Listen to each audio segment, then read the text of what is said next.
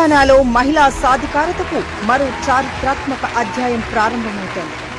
ఆడబిడ్డ ఆత్మగౌరవాన్ని మరింత బలోపేతం చేసే దిశగా రాష్ట్ర వ్యాప్తంగా 8,000 మహిళా భవనాల నిర్మాణానికి సీఎం రేవంత్ రెడ్డి గారి నేతృత్వంలోని తెలంగాణ ప్రజా ప్రభుత్వం శ్రీకారం చుడుతోంది.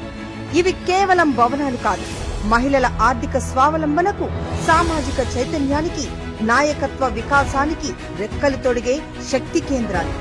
స్వయం సహాయక సంఘాల సమావేశాలు, ఉపాధి నైపుణ్య శిక్షణలు, మహిళలు తయారు చేసిన ఉత్పత్తుల విక్రయ కేంద్రాలు, ఇలా ప్రతి మహిళా భవనం గ్రామీణ ఆర్థిక వ్యవస్థకు శక్తినిచ్చే వేదికగా మారనుంది. ఒకప్పుడు ఇంటికే పరిమితమైన మహిళ ఇప్పుడు గ్రామాభివృద్ధికి దిశానిర్దేశం చేసే శక్తిగా ఎదుగుతోంది. మహిళా భవనాలు మహిళల అస్తిత్వానికి చిరునామాలు, లింగ అసమానతపై పోరాటానికి నినాదాలు, సామాజిక మార్పులకు మార్గదర్శకాలు కానున్నాయి. దేశంలో ఎక్కడా లేని విధంగా మహిళా సంఘాల కోసం ప్రతి గ్రామంలో నిర్మించే ప్రత్యేక భవనాలు ప్రజా ప్రభుత్వ మహిళా సాధికార సంకల్పానికి నిదర్శనంగా నిలుస్తున్నాయి.